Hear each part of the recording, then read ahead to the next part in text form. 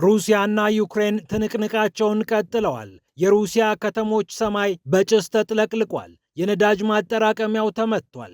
የዩክሬኑ ፕሬዝዳንት ቮሎዲሚር ዜሌንስኪም መተናቸዋል ብለው በኩራት አውጀውታል። የሩሲያ ጦር በበኩሉ የዩክሬን ወታደራዊ መሠረተ ልማቶችን፣ የጦር መሳሪያ ማዘዋወሪያ ማዕከሎችን አጋይቻለሁ እያለ ነው። በጥቁር ባህር አካባቢ ሲንቀሳቀሱ የነበሩ መርከቦች ወድመዋል፣ የውሃ ላይ ድሮኖች ተቃጥለዋል ሲል የሞስኮ መስሪያ ቤት አሳውቋል። ቁልፉ የዩክሬን ባለስልጣን ደግሞ ስለ ኔቶ አንድ ሚስጥር አውጥተዋል። የኔቶ መሳሪያን ከነቀኑናው ተቀብለናል፣ ነገር ግን ያመጣነው ለውጥ የለም፣ ሩሲያ ሁሉንም ነገር መክተዋለች ሲሉ ነው እኒህ የጦር ጀነራል የተናገሩት። በዩክሬን ውስጥ እጅግ ከፍተኛ ተሰሚነት ካላቸው የጦር መኮንኖች አንዱና ዋነኛው የሆኑት እኒህ ሰው የተናገሩት ንግግር በብዙ መልኩ ተተርጉሟል። ዩክሬን ኔቶ ውስጥ የምትገባበት እድል እጅግ ጠባብ ነው ብለዋል ጀነራል መኮንኑ።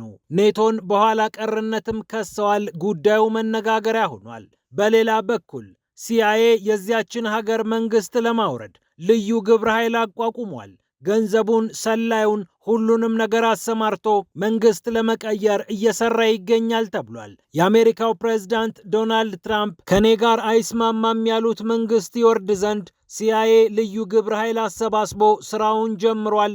ከፍተኛ የአሜሪካ ባለስልጣናትም ለጉዳዩ ትኩረት ሰጥተዋል። ፒያሳ ኔትወርክን ስትከታተሉ ሁሉንም በጥልቀት ታገኛላችሁ። ፒያሳ ኔትወርክን ሰብስክራይብ፣ ላይክ እና ሼር በማድረግ የፈጣን የተአማኒና የጥልቅ ዘገባዎች ቤተሰቡን ስንል በአክብሮት እንጋብዛለን። ብስራት ከፈለኝ ነኝ። አሁን ወደ ጉዳዮቻችን አለፍን።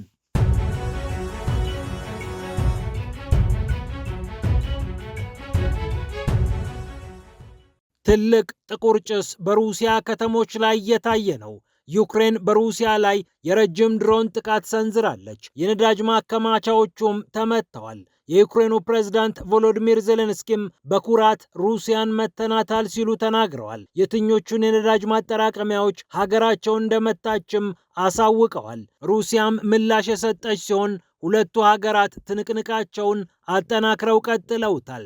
ዜሌንስኪ እንደሚናገሩት ባሽኮርቶስታን እና ያሮስላቭል በተባሉት ሁለት የነዳጅ ማጣሪያ ከተሞች ላይ ዩክሬን እርምጃ ወስዳለች። ቢቢሲን ጨምሮ ዓለም አቀፍ መገናኛ ብዙሃን ሰማዩ በጭስ ተሞልቷል ሲሉ ዘግበዋል። የሩሲያ ጦር በበኩሉ ወደ ከተማዎቹ የተወነጨፉ ከ93 በላይ ድሮኖችን አክሽፌያለሁ ብሏል። የነዳጅ ማጠራቀሚያዎቹ የተመቱትም ከፍንጥርጣሬዎች እንደሆነ ሩሲያ አሳውቃለች። በጥቅሉ ከዩክሬን የተሰነዘረው የድሮን ጥቃት በርከት ያለ ሲሆን ከ605 በላይ የሚሆኑ የዩክሬን ድሮኖችን በተለያዩ ክልሎች አክሽፌያለሁ ስትል ሩሲያ አሳውቃለች። በጥቁር ባህር እንዳትንቀሳቀስ ተደርጋለች የተባለችው ዩክሬን በሩሲያ የነዳጅ መሠረተ ልማቶች ላይ የምታደርገውን ጥቃት አጠናክራ ቀጥላለች። ከሰሜን ምስራቅ ሞስኮ ከ280 ኪሎ ሜትር ርቀት ላይ የምትገኘውን ከተማ መምታት የቻለችው ዩክሬን ጥቃቷን አጠናክራ እንደምትቀጥል ዝታለች። ሩሲያም በኦዴሳ፣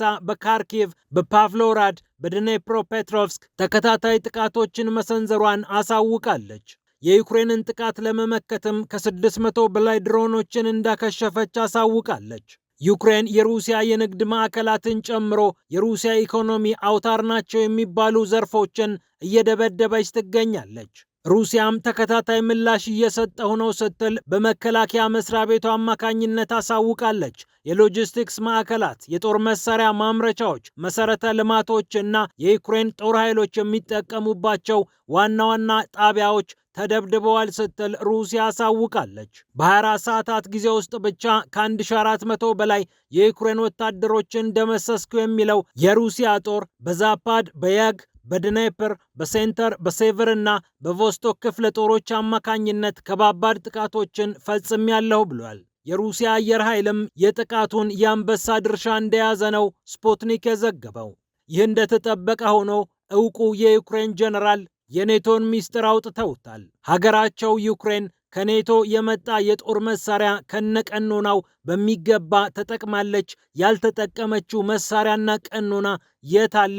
ነገር ግን ሁሉንም ሩሲያ ተቋቁማቸዋለች። የኔቶ አባልነት ትርጉሙ ብዙም አይደለም ሲሉ ተናግረዋል። ዩክሬን ኔቶ ውስጥ የምትገባበት እድል ዝቅተኛ እንደሆነም ተናግረዋል። ቫለሪ ዛሉዥኒ ይባላሉ። የቀድሞው የሀገሪቱ የጦር ኃይሎች አዛዥ ነበሩ።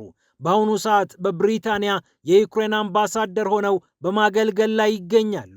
በ2026 እንደ አውሮፓውያን አቆጣጠር ዩክሬን ሁሉንም የኔቶ የጦር መሳሪያዎችን ከነቀኖናቸው ተጠቅማለች። ያልተጠቀምናቸው መሳሪያዎች የሉም። ምናልባት አልተጠቀምናቸውም ከተባሉ ቶማውክ የኒውክሌር መሳሪያዎች፣ አውሮፕላን ተሸካሚ መርከቦችና ኤፍ35 የጦር ብቻ ናቸው። ከእነርሱ ብዙ ነገር ተቀብለናል ሲሉ ነው ንግግራቸውን የጀመሩት። እርግጥም ሂማርስ ሮኬትን፣ ጃቭሊን ሚሳኤልን፣ አብራምስ ታንክን፣ አታከምስ ረጅም ርቀት ሚሳኤልን፣ ኤፍ16 የጦር ጀትንና ሌሎችንም አይነት የጦር መሳሪያዎች ከኔቶ በገፍ ተቀብላለች።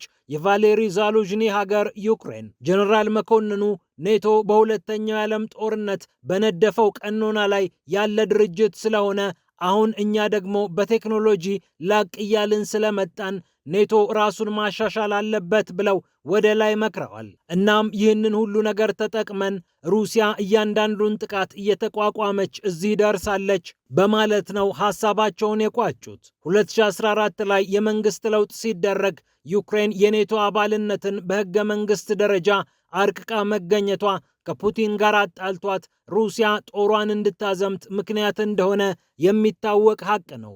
ቫለሪ ዛሉዥኒ ደግሞ በዜሌንስኪ ዘመነ መንግስት በጦር አዛዥነት ከሰሩ በኋላ በተለያዩ ጉዳዮች ካለቃቸው ጋር ባለመስማማታቸው ከስልጣናቸው የተነሱ ሰው ናቸው። የጦር ኃይሎች አዛዥ በነበሩበት ሰዓት ለዘ ኢኮኖሚስት እና ለተለያዩ የምዕራቡ ዓለም መገናኛ ብዙሃን የሀገራቸውን የጦር ስትራቴጂ በመተቸትም ይታወቃሉ። ምናልባትም አሁን ላይ ምርጫ ቢደረግ ከዜሌንስኪ በላይ ድምፅ ማግኘት ከሚችሉ የጦር መኮንኖች መካከል ቫለሪ ዛሉዥኒ አንደኛው ናቸው። በመጨረሻም ሲአይኤ ግብረ ኃይል አቋቁሟል። ግብረ ኃይሉ የተቋቋመው ደግሞ ለኩባ መሆኑ ታውቋል። ኒውዮርክ ታይምስ ከምንጮቼ ሰማሁ ብሎ እንደዘገበው የአሜሪካው ፕሬዝዳንት ዶናልድ ትራምፕ በኩባ የመንግስት ለውጥ ለማድረግ ለሲአይኤ አንድ የቤት ሥራ ሰጥተውታል። ሲአይኤም የቤት ሥራውን ለመስራት እንዲያመቸው ግብረ ኃይሉን አቋቁሟል። የሳይበር ጥቃቶችን፣ የተለያዩ የተጽዕኖ ዘመቻዎችን ለማድረግ ሲአይኤ ይህንን ግብረ ኃይል አስታጥቆታል ነው የተባለው። በፋይናንስም በሁሉም ረገድ ወደዚህ ግብረ ኃይል ሁሉንም ነገር ሲአይኤ እየገፋ እንደሚጥል ይጠበቃል።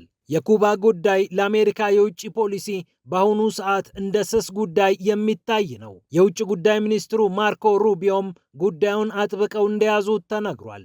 በቬንዙዌላ ላይ ቀጥተኛና ተዘዋዋሪ ቁጥጥር በማድረግ ወደ ኩባ የሚገባውን ነዳጅ በመቀነስ ኩባን የማስጨነቅ ስልት እየተከተለች የምትገኘው አሜሪካ በኢኮኖሚም በወታደራዊ መንገድም እንዲህ ባለ የሲአይኤ ጫናም የኩባ መንግስትን ለማስቀየር እና በትራምፕ ተጽዕኖ ስር እንዲገቡ ለማድረግ የተለያዩ እርምጃዎችን እየወሰደች ትገኛለች። ማርኮ ሩቢዮም የወላጆቻቸውን ሀገር ኩባን መንግስት ለማስለወጥ በርትተው እየሰሩ ይገኛሉ።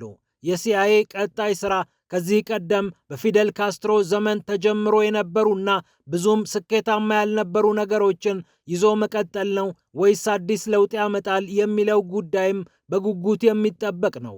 ፒያሳ ኔትወርክን ስትከታተሉ ስለቆያችሁ ክብረት ይስጥልን ብለናል። ፒያሳ ኔትወርክን ሰብስክራይብ፣ ላይክ እና ሼር በማድረግ የፈጣን የተአማኒና የጥልቅ ዘገባዎች ቤተሰቡን ስንል በድጋሚ በአክብሮት እንጋብዛለን። ብስራት ከፈለ የነበርኩ። ሰላም ለዓለማችን።